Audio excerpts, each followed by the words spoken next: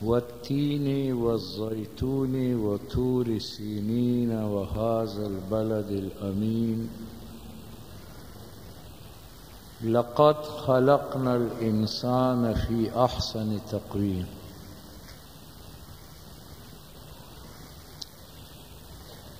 میرے عزیز اور محترم بھائیو، اللہ پاک نے 4 قسمیں اٹھا کر انسان کا ایک بلند مقام بیان فرمایا۔ فرمایا وہ 3 مجھے انجیر کی قسم، والزیتون اور مجھے زیتون کی قسم، وطور سینین اور کوہ طور کی قسم، وہذا البلد الامین اور اس پرامن مکہ شہر کی قسم۔ لقد خلقنا الانسان فی احسن تقویم، کہ میں نے سب سے بہترین انڈسٹری اور کارخانہ جو بنایا ہے اس کا نام انسان ہے۔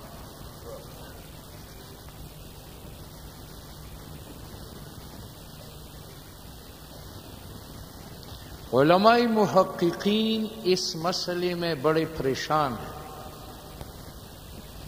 کہ اللہ جھوٹ تو بولتا نہیں، مگر اللہ کی یہ بات ہماری سمجھ سے بالاتر ہے کہ قرآن نے فرمایا کہ دنیا کی ہر چیز خدا کے ہاتھ کی بنی انڈسٹری ہے، لیکن سب سے بہترین انڈسٹری اور سب سے اعلیٰ مال تیار کرنے والا کارخانہ وہ ہے جس کا نام انسان ہے۔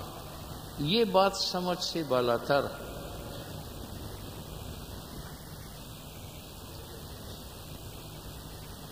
دیکھیے، سورج یہ خدا کے ہاتھ کے ایک چلتا پھرتا کارخانہ ہے۔ بنص حدیث صبح کے وقت اس میں جو خام مال بھرا جاتا ہے وہ جہنم کی گیس، معمولی گیس اس میں بھری جاتی ہے، لیکن اس سے یہ انڈسٹری جو کارخانہ مال تیار کرتا ہے وہ بہترین روشنی ہے، وہ حرارت ہے جس پر ہماری زندگی کا دار و مدار ہے۔ تو بہترین انڈسٹری کون ہے؟ سورج، جس نے خام مال تو معمولی استعمال کیا، لیکن اس سے جو مال تیار کیا وہ روشنی ہے جس کے بغیر ہم زندہ نہیں رہ سکتے، وہ حرارت اور تپش ہے جس پر ہماری زندگی کا دار و مدار ہے۔ لیکن اللہ فرماتا ہے لقد خلقنا الانسان، یہ درخت نہیں ہے، یہ خدا کے ہاتھ کا لگا ہوا کارخانہ ہے۔ اس میں جو خام مال پڑتا ہے وہ مٹی و پانی ہے بس، مگر اس معمولی مال سے درخت جو تیار کرتا ہے مال، وہ پھل ہے، پھول ہے، سایہ ہے،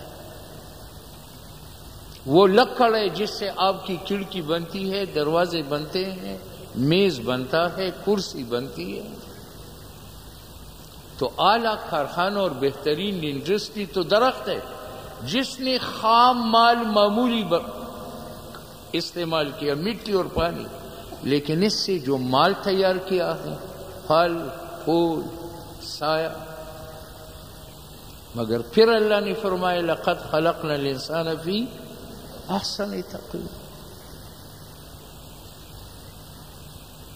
یہ گائے نہیں ہے، یہ خدا کی چلتی پھرتی انڈسٹری ہے۔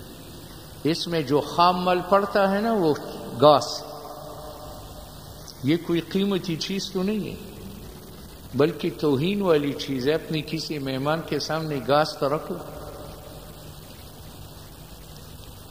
لیکن یہ گائے وہ انڈسٹری ہے جس نے خام مال گھاس کی صورت میں کھا لیا، لیکن گائے جو مال تیار کرتی ہے بہترین دودھ۔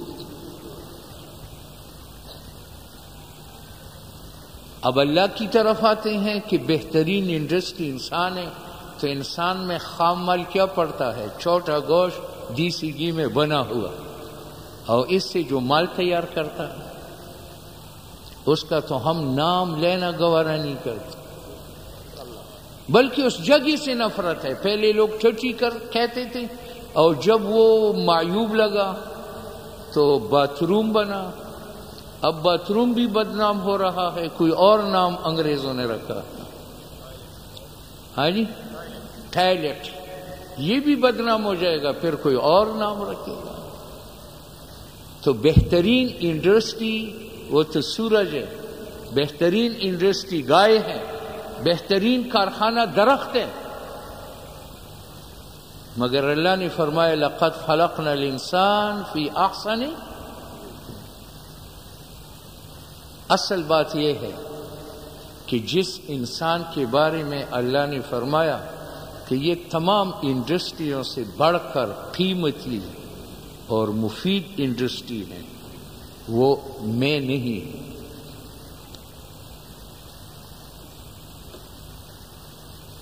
یہ وہ انسان ہے جس کو قرآن نے بنایا۔ قرآن آپ کے بچے کو جب بناتا ہے تو قرآن اس کو یہ حکم دیتا ہے کہ اگر تو نے ادب بن باپ کے سامنے نگاہ جھکا کر بات کی تو جب ملک الموت تیری روح قبض کرنے کے لیے آئے گا تو آنکھ جھکا کے تمہارے سامنے۔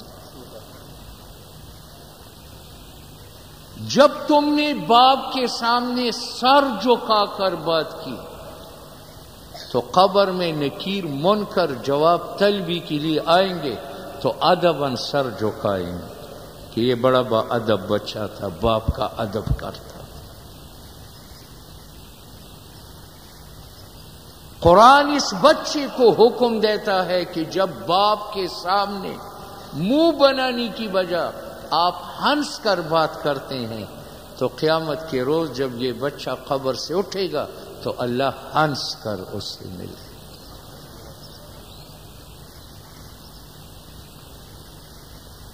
قرآن آپ کے بچے کو یہ تعلیم دیتا ہے کہ جب آپ نے باپ کو دیکھا، آپ اونچی جگہ پر ہیں، آپ نیچے آئے، باپ کو اوپر بٹھائے، تو جب تیری روح پرواز کرے گی تو عرش تک جانے کی ضرورت نہیں ہے، عرش جھک کر اپنے کاندھوں پر تمہیں اٹھا لے۔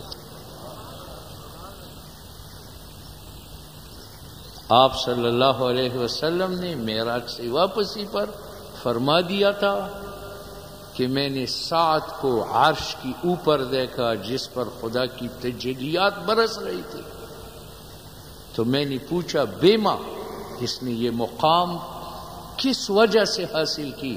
جبرائیل نے کہا کان بارن بوالدیہ، حضرت یہ ماں باپ کا بڑا تابعدار تھا۔ اس انسان کے بارے میں فرمایا لقد خلقنا الانسان فی احسن تقویم۔ اب بات سمجھ آئی کہ ہم نے انسان کو غلط سمجھا تھا۔ انسان اس صورت کا نام نہیں کہ ہم اس کو مرغے کھلائے، ریشمی لباس پہنائے، کوٹھیوں میں بسائے۔ انسان اندر کی چیز ہے جس کا نام اخلاق اور اعمال۔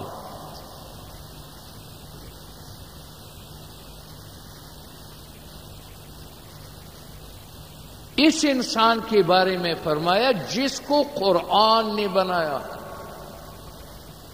آج انسان کو بنانے والی طاقت کیا ہے؟ کالج، یونیورسٹیاں، باہر کی ڈگریاں، اس سے انسان نہیں بنتے۔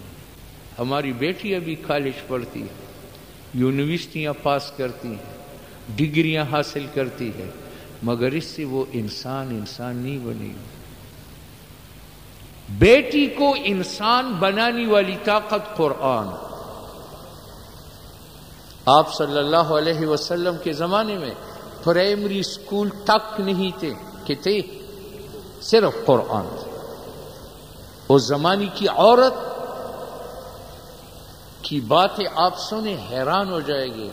ایک دیہاتی عورت، بوڑھی عورت، بیوہ عورت اپنی بیٹی کو خاوند کے گھر رخصت کرتی ہے تو ان سے کہتی ہے کہ بیٹی جب آپ خاون کے گھر جائے تمہارا اولین فرض ہے کہ خاون کا مزاج شناس ہو، اور پھر ساری زندگی اس کے گھر میں اس کے مزاج کے مطابق گزار۔ اگر بیوی خاون کے مزاج کے مطابق زندگی گزارے تو گھر میں لڑائی ہو سکتی۔ آگے عثمان نے بیٹی کو تفصیل بتا دیا کہ بیٹی یہ جو مرد ہے گھر سے باہر جاتے ہیں یہ عیاشیوں کے لیے نہیں جاتے، یہ محنت مزدوری کرنے کے لیے جاتے ہیں، یہ جب واپس گھروں میں آتے ہیں یہ چور چور ہوتے ہیں۔ جب تیرا خاون آ کر سو جائے تو بیٹے اس دوران آپ کپڑے نہ دھونا، کپڑے کی آواز سے اس کی نیند آرام ہو جائے اور تو اس کے دل سے اتر جائے۔ جب وہ سو جائے تو اس وقت آپ برتن بھی نہ دھونا، برتن کے کڑ کڑ سے اس کی نیند اڑ جائے۔ وہ کہے گا یہ میں کون سی بندری لے کے آیا ہوں۔ اور جب وہ سو جائے تو بیٹے آپ گھر میں جھاڑو بھی نہ دینا، جھاڑو کی آواز سے اس کی نیند حرام ہو جائے گی۔ اور اگر اس کے سونے کے دوران دیوار پر کوا بیٹھ جائے تو تالیاں بجا کر اس کو نہ اڑاؤ، تمہارے ہاتھ کی آواز سے اس کی نیند خراب ہو جائے گی، بلکہ چنے کے برابر پتھر اس کو مارو تاکہ وہ اڑ جائے۔ یہ عورت تھی یا جنتی حور تھی؟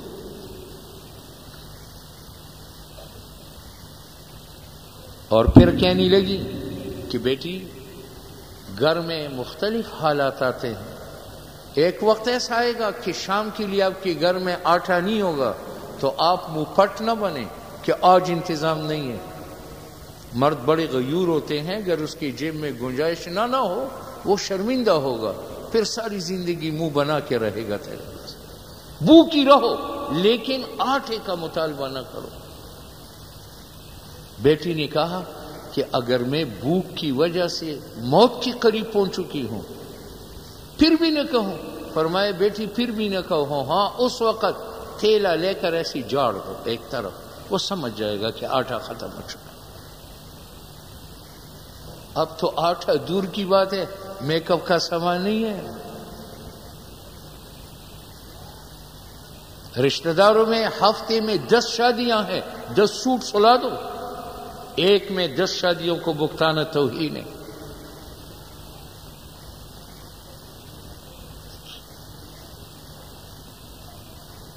وہ عورت قرآن نہیں بنائی تھی، اس عورت کو کالج میں بنائی۔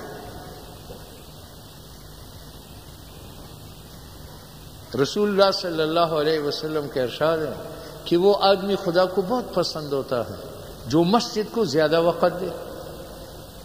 زیادہ وقت دینے کا معنی یہ نہیں ہے کہ وہ یہاں آ کر بیٹھ جائے، دنیاوی کام بھی سنت ہے۔ زیادہ وقت دینے کا معنی یہ کہ اذان سنتی سب سے پہلے آ جائے اور نفل پڑھتے پڑھتے قرآن پڑھتے پڑھتے جب سب نکل جاتے اخیر میں جائے، اول آئے اخیر میں جائے۔ ہم لوگ تو گھڑی کو دیکھتے ہیں نا کیا اذان ہو گئی، اب مولوی صاحب تقریر فرما رہے ہیں، اب خطبہ ہو رہا ہے، جب تکبیر شروع ہوتی ہے دوڑ پڑتے ہیں۔ حالانکہ یہ مسئلہ ہے کہ جمعہ کے دن جب امام خطبے کے لیے بیٹھتا ہے تو فرشتے رجسٹر ٹپ کرتے ہیں، پھر آنے والے کا نام نہیں لکھتے۔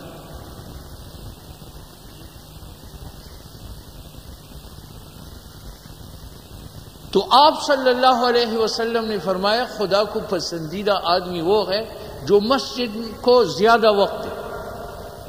صحابہ نے ایک نوجوان کی شکایت کی کہ یا رسول اللہ آپ تو یہ فرماتے ہیں کہ زیادہ وقت دو، مگر یہ صحابی سب سے آخر میں آتا ہے اور سب سے پہلے جاتا ہے۔ ایک دن عصر کی نماز حضرت نے پڑھائی، دیکھا وہ صحابی نکل رہا ہے، بلا لیا اور مجمع کے سامنے پوچھا کہ آپ وقت کم دیتے ہیں؟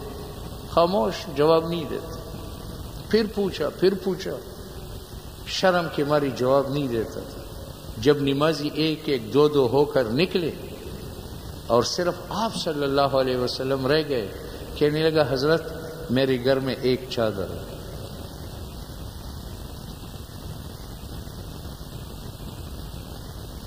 جس کو میں اور میری بیوی باری باری استعمال کرتے. جب میں گھر سے باہر مزدوری کے لیے جاتا ہوں چادر لپیٹتا ہوں، بیوی گڑے میں بیٹھ جاتی. جب آذان ہوتی ہے میں چادر لے کر مسجد میں آتا ہوں، بیوی گڑی میں بیٹھی ہوتی ہے، اور چونکہ اس نے بھی نماز پڑھنی ہوتی ہے اس لیے میں جلدی جاتا ہوں کہ اس کو چادر دوں، میں گڑے میں بیٹھ جاؤں. وہ بھی خاتون تھی کہ ایک چادر میں گزارا کرتی. آپ نے دوسرے دن بہت سارے کپڑے، بہت سارا آٹا، دال، نمک ان کے گھر بھیج دیے. تو وہ خاتون خاون سے پوچھنے لگی کہ آج آپ صلی اللہ علیہ وسلم نے ہمارے گھر کپڑا بھیجا، کھانے کے لیے بھیجا. خاون نے کہا کہ اصل بات یہ تھی، کل یہ واقعہ ہوا، حضور پر ہماری کمزوری غربت ظاہر ہو گئی. وہ خاتون اتنی غیور تھی کہ وہ غشی کا کر گر گئی. خاون کی بے عزتی برداشت نہیں کی اور کہنے لگی یا لیتنی مت قبل ھذا، کاش اس سے پہلے میری موت آتی، لیکن میں پھر اپنے شوہر کی کمزوری و بے عزتی اس کار سے نہ سنتی. وہ خواتین قرآن بنا چکا ہے، اور آج یہ ٹیڈی مخلوق یہ کالج کی پیداوار. رات 1 بجے تک گانے سنے، دن کو 11 بجے اٹھتی ہے. یہ بابو لوگ بڑے عذاب میں مبتلا ہیں، ان بیچاروں کو صبح کا ناشتہ بھی میسر نہیں. کہیں دہی چاٹ لیو دفتر میں چلے. ناشتہ تو وہ تیار کرے جو صبح نماز پڑھے، قرآن پڑھے. وہ بوڑھی بیوہ خاتون اپنی بیٹی کو خاون کے گھر رخصت کرتے فرماتی ہے کہ بیٹی جب تیرا خاون گھر سے باہر نکلنے لگے تو آپ مین دروازے تک ساتھ جائے استقبال کریں، اور جب وہ نکل جائے تو السلام علیکم کہہ کر دروازہ بند کرو اور کنڈی لگاؤ. اور اس کے آنے کا وقت آپ کو معلوم ہوگا. جب وہ آنے لگے گا، اس کے آنے کا وقت ہوگا، تو آپ 2 منٹ پہلے دروازے کے پیچھے کھڑے ہوں. جب وہ آئے تو دروازہ کھول کر تم پہل کرو السلام علیکم، اور اس کا ہاتھ میں پکڑ کر صدر مقام تک پہنچا.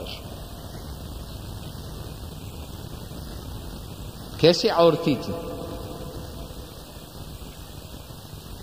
یہ قرآن بناتا ہے ان خواتین کو.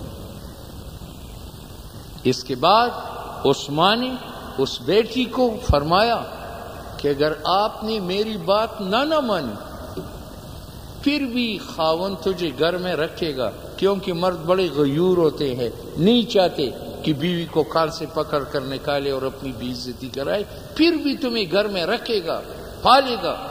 لیکن عورت کا خاون کے گھر میں رہنا یہ عورت کی عزت نہیں ہے.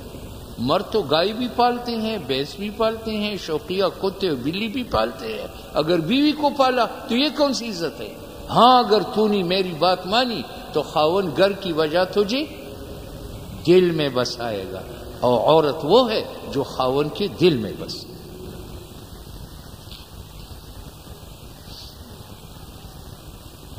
یہی خواتین تھی. خولہ بنت حکیم نے حضرت عمر کے اونٹ کی مہار دجلے کے پل پر پکڑ لی اور 1 گھنٹہ تک روک رکھا. لوگوں نے حضرت عمر کو کہا حضرت اس نے آپ کو پل پر روک رکھا ہے. فرمانے لگی یہ وہ عورت ہے جس کی بات خدا نے عرش پر سنی تھی.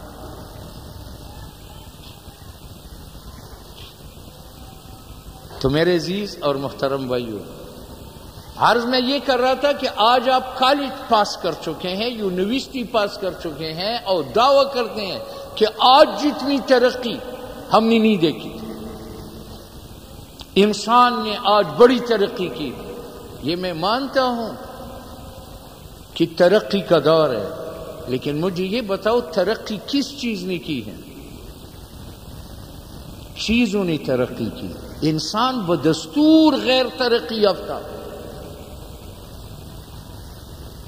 کسی زمانے میں روشنی دیا کی شکل میں تھی، آج راٹ کی شکل میں ہے. روشنی نے ترقی کی، ہم نے کیا ترقی؟ کسی زمانے میں کھدر سے، یہ داغے سے کھدر بنتا تھا، آج ہائی سو پہ ٹیٹرون بنتا ہے. تو داغے نے ترقی کی، ہم نے کون سی ترقی کی؟ کسی زمانے میں رہائش چھوٹے اور کچے مکانات کی شکل میں ہوتی تھی، آج کوٹھیوں کی شکل میں ہے. تو مکان نے ترقی کی، انسان تو بدستور غیر ترقی یافتہ. بلکہ انسان پریشان ہے، چیزیں آگے آگے ہیں اور انسان پیچھے پیچھے ہیں. اور جو کسی چیز کے پیچھے دوڑتا ہو وہ حرکت کرتا ہے یا نہیں؟ اور حرکت سکون کا منافی ہے. اس لیے دنیا داروں کو آج سکون نہیں ہے. جہاں حرکت ہو وہاں سکون کہاں؟ ایک موبائل کو لے لو، لیٹرین میں ہے ٹھوں ٹھوں، مسجد میں ہے میوزک، سوتے سیرانی کے نیچے ٹھوں ٹھوں. اس نے زندگی حرام کر رکھی ہے یا نہیں؟ لیکن فیشن ہے کہ میرے ہاتھ میں موبائل. ترقی حضرات صحابہ نے کی کہ حضرت عمر نے اسلام قبول کیا، 1 سال کے بعد کہنے لگا الحمدللہ یا رسول اللہ میرا قدم اس آسمان پر پہنچتا. دوسرا سال گزرا، فرمایا الحمدللہ میں دوسرے آسمان پر پہنچ سکتا ہوں. اور جب 7 سال گزرے تو قسم اٹھا کے فرمایا کہ میں خدا کی عرش کو اس طرح دیکھتا ہوں جیسے کوٹھے کی چھت کو دیکھتا ہوں. ہم ایک بالش تو زمین سے اٹھے. ترقی حضرات صحابہ کرام کر چکے تھے اور دین کی برکت سے کر چکے تھے. ایک دن آپ صلی اللہ علیہ وسلم نے فرمایا اس وقت تک خدا سے جنت کی امید نہ رکھو جب تک خدا کی دین کی خاطر اپنی گردن پر خنجر چلتے نہیں دیکھتے. پھر فرمایا اس وقت تک خدا سے جنت کی امید نہ رکھو جب تک اپنے بیٹوں کے گلوں سے خدا کی راہ میں تیر آر پار نہیں دیکھتے. حضرت عمر نے فرمایا یہ معمولی قربانی ہے، میں تو گردن بھی کٹا دوں گا، بیٹوں کا نذرانہ بھی پیش کروں گا، پھر بھی ڈر ہوگا. بلکہ میرا ایک اور ارادہ ہے کہ اللہ کے راستے میں قربان کروں کہ اپنی بیٹیوں کی سر کی دوپٹے دین کی خاطر اترتے دیکھوں، یعنی عزت بھی قربان کروں. یہ جو ہمارا دین ہے اس سے تو سڑی ہوئی سبزی نہیں ملتی. جنت کوئی معمولی چیز ہے. من خاف ادلج ومن ادلج بلغ المنزل الا ان سلعۃ اللہ غالیہ الا ان سلعۃ اللہ الجنہ. ہم ایک جمعے کی نماز پڑھتے ہیں اور اپنے آپ کو جنت کا ٹھیکیدار سمجھتے ہیں. بعض اللہ کی بندی صرف عید کی نماز پڑھتے ہیں، بعض رمضان کا پہلا اور آخری روزہ رکھتا ہے اور کہتا ہے کیا میں مسلمان نہیں ہوں؟ مسلمان یہ ایسی آسان چیز ہے، یہ کوئی سریش تو نہیں ہے کہ آپ ہٹا دو پھر بھی وہ نہ ہٹ.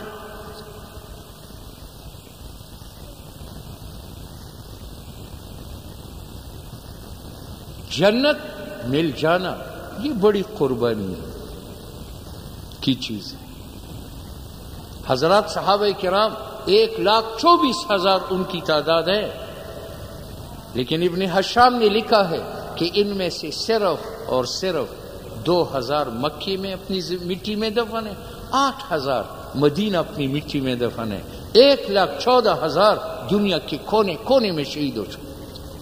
عبداللہ ابن رواحہ، زید ابن حارثہ اور جعفر ابن ابی طالب موتا کے میدان میں آج بھی پڑے ہیں آرام فرما. پردیس میں نعمان ابن بشیر، براء ابن عازب، سلم ابن اقوع ایران کے بارڈر پر شہید ہو کر آرام فرما. عبد الرحمن ابن عباس رضی اللہ تعالیٰ عنہ افغانستان کی شبرغان شہر میں شہید ہو کر آرام فرما. عبداللہ ابن عباس طائف میں شہادت نوش کر کے آج وہاں پردیس میں پڑا ہے، ماں کو منہ بھی دیکھنا نصیب نہیں ہوا.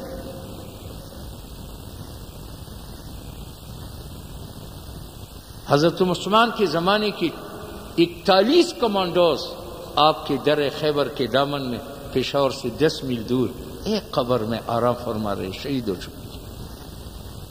ہاں حرکت ہو، وہاں سکون کہاں؟ ایک موبائل کو لے لو، لیٹرین میں ہے ٹونٹو، مسجد میں ہے میوزک، سوتے سیرانی کے نیچے ٹونٹو۔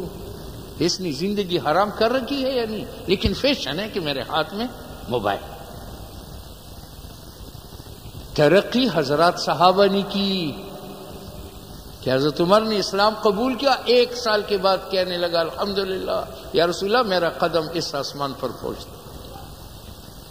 دوسرا سال گزرا، فرمایا الحمدللہ میں دوسرے آسمان پر پہنچ سکتا ہوں۔ اور جب 7 سال گزرے تو قسم اٹھا کے فرمایا کہ میں خدا کی عرش کو اس طرح دیکھتا ہوں جیسے کوٹھی کی چھت کو دیکھتا ہوں۔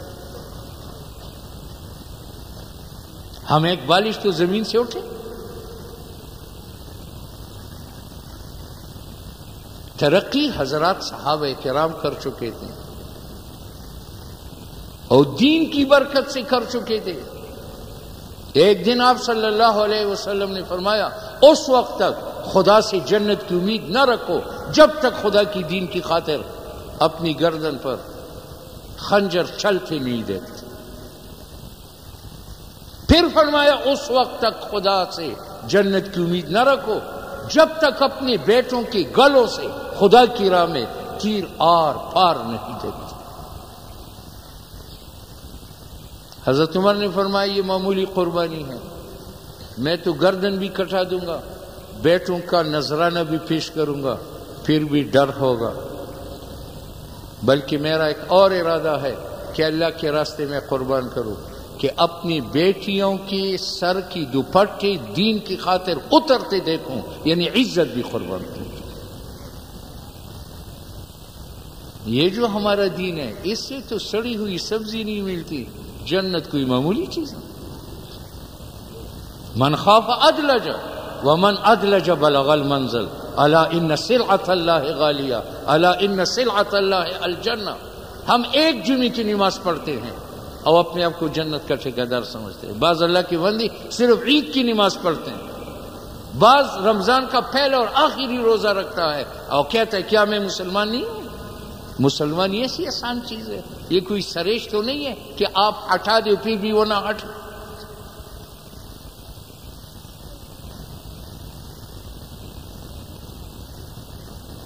جنت مل جانا یہ بڑی قربانی کی چیز ہے۔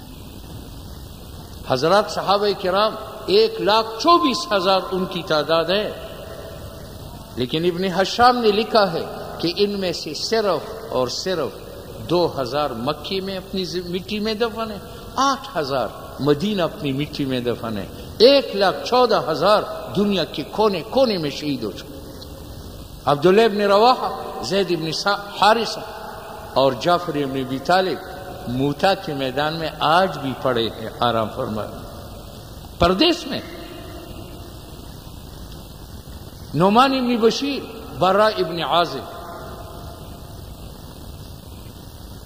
سلم ابن اقوا ایران کے بارڈر پر شہید ہو کر آرام فرما۔ عبد الرحمن ابن عباس رضی اللہ تعالیٰ عنہ افغانستان کی شبرغان شہر میں شہید ہو کر آرام فرما۔ عبداللہ ابن عباس طائف میں شہادت نوش کر کے آج وہاں پردیس میں پڑا ہے، ماں کو منہ بھی دیکھنا نصیب نہیں ہوا۔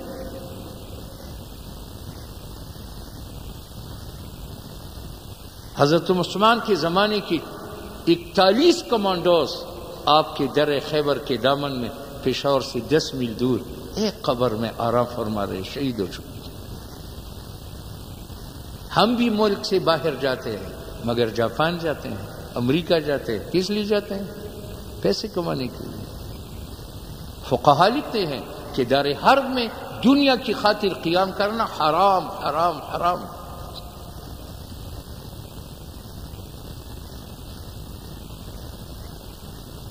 چونکہ حضرات صحابہ کرام میں قربانی کا مادہ تھا، اس لیے وہ مدینہ سے چلے، اندلس میں پہنچے، اسپین میں پہنچے۔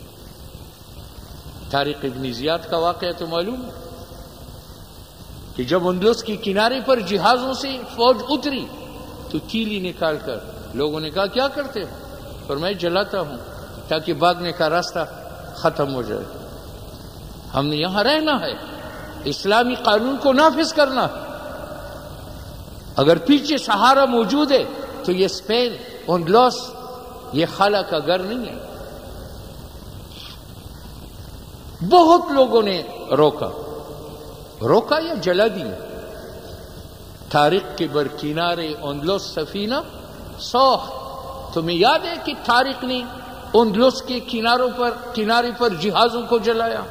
گفتند کاری تو بنے گاہے خیرت خطاس. جرنیلوں نے کہا کوئی عقل مند آدمی یہ کام نہیں کرتا جو تو کرتا. دوریم السواد وطن باس چون رسے. ہم حجاز مقدس سے اتنی دور ہے، پھر کیسے جائیں گے؟ اپنی پاؤں کرتے ہیں. ترکے سبب زراح شریعت کجا رواز.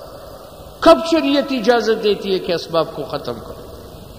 سب نے ڈانٹا، لیکن فرمایا خندید دست خویش بشمشیر برد و گفت. ہنس پڑا اور تلوار ہاتھ میں اٹھائی. فرمایا ہر ملک ماست کہ ملک خدای ماست.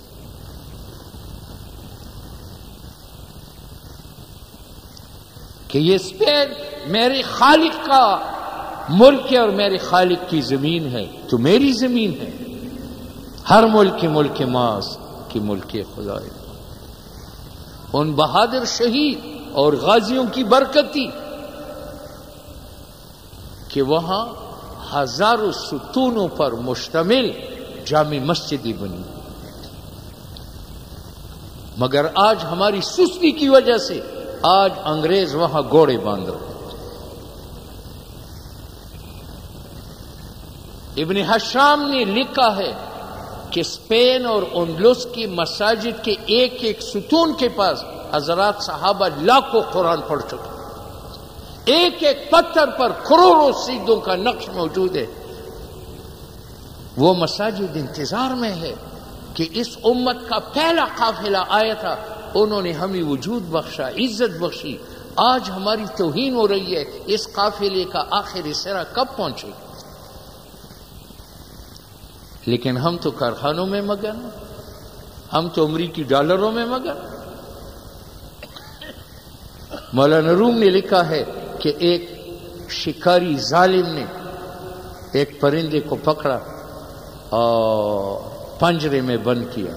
سال ہا سال اس کو قید رکھا، اور جب اس کے پاؤں بھی شل ہو گئے اور پروں میں بھی پرواز کی طاقت نہ تھی تو پھر کھڑکی کھول کر باہر رکھا.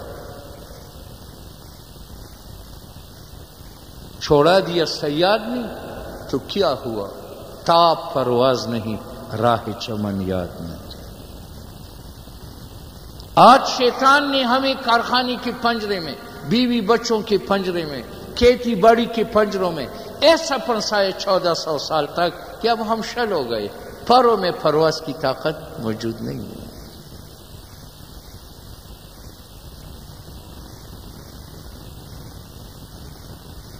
اس لیے میرے عزیز اور محترم بھائیو، اصل چیز دین ہے، اسلام ہے. ہم دین کی طرف اس لیے نہیں آتے کہ ہم ایک مغالطے کے شکار ہیں کہ دین سے تو جنت بنے گی اور ہمیں نقد چاہیے. لیکن یاد رکھو، دین پر چلنے کی وجہ سے انسان کی صرف آخرت نہیں دنیا بھی بنتی.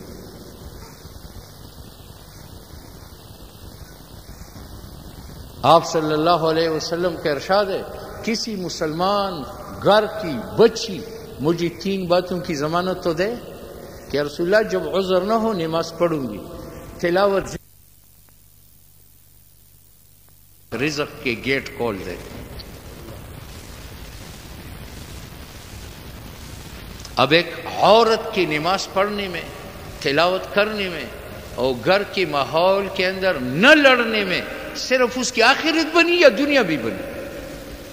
دنیا بھی بنی. اور صرف اس کی نہیں بنی، اس کے 7 پشتوں کی دنیا بن گئی. اس لیے میرے عزیز اور محترم بھائیوں، ہم اہل حق کا ساتھ دیں، اور اہل حق انہی مدارس سے نکلتے ہیں۔ یہ مدارس جو ہے نا، اس سے جو طالب علم نکلتے ہیں، یہ ٹھمبم ہے، میزائل ہے،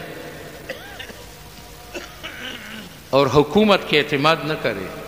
یہاں تو جو نیک ہے وہ دہشت گرد بنتا ہے، جو دہشت گرد ہے وہ نیک ہے۔ جنرل نیازی نے آپ کا آدھا ملک دے دیا، اس سے تو انہوں نے نہیں کہا کہ ٹی وی پر آ کر معافی مانگو۔ یحییٰ خان نے آدھا ملک دے دیا، ان کو قومی جھنڈے میں لپیٹ کر اس کو قومی ہیرو ظاہر کر دیا، لیکن عبد القدیر خان نے ملک، قوم اور ملت کی خدمت کی تو کہا آؤ ٹی وی پر معافی مانگو۔ اس سے بڑھ کر ظالم کیا ہو سکتا؟ اس لیے میرے عزیز، آپ اہل حق کا ساتھ دے دیں، اور جب تک پنجاب نہیں اٹھے گا، صوبہ سرحد اور بلوچستان میں کامیابی سے خوش نہیں ہوتا۔ انشاءاللہ میں اپنی طرف سے ساتھیوں سے مشورہ کیے بغیر آپ کو کہتا ہوں کہ آئندہ الیکشن میں ہم نے مفتی غلام قادر مدظلہ العالی کو نمائندہ کھڑا کرنا ہے۔ آپ نے ووٹ دینا ہے یا نہیں؟ صرف دینا نہیں ہے بلکہ دلانا بھی آپ کے فرائض میں۔ انشاءاللہ العزیز اس حلقہ سے معتمد شخصیت ہے، علمی شخصیت ہے، باعمل ہے، متقی ہے، کوئی انگلی اس پر نہیں اٹھا سکتا کہ یہ سود کھاتا ہے، یہ بری جگہ میں کھڑا ہے، اس کی بد نگاہ ہے۔ نگاہ پاک، دل و دماغ پاک، زندگی پاک۔ اللہ ہم سے پوچھے گا کہ ہم نے ایک فرشتہ خصلت انسان آپ کو دیا تھا، آپ نے اس کی کیا قدر کی؟ اس لیے آئندہ آپ بھی اور تمام پنجاب کے اضلاع اہل حق کا ساتھ دے دیں، ان کو کامیاب کریں۔ انشاءاللہ اللہ آپ کا دین اور دنیا بنا دے گا۔ وقت ختم ہو چکا ہے۔ وآخر دعوانا الحمدللہ رب العالمین۔ تعالی ابراہیم وعلی آل ابراہیم انک حمید مجید۔ یا اللہ ہمارے ان احباب نے اب تک تیرے گھر کو آباد رکھا تھا، یا اللہ ان کے گھروں کو آباد رکھیں، یا اللہ ان کی جولوں کو، یا اللہ ان کے گھروں کو رزق سے بھر دے، یا اللہ ان کی عزتیں سورج سے زیادہ چمکا دے، یا اللہ ان کے مردوں کو بخش دے، یا اللہ ان کی بیماروں کو شفا دے، یا اللہ ان کے علماء کو مزید قوم، ملت اور ملک کی خدمت کی توفیق عطا فرمائے، یا اللہ ان کو ناخوشگوار حالات سے بچائے، یا اللہ ان کا دین بھی بنا دے اور دنیا بھی بنا دے۔ آمین۔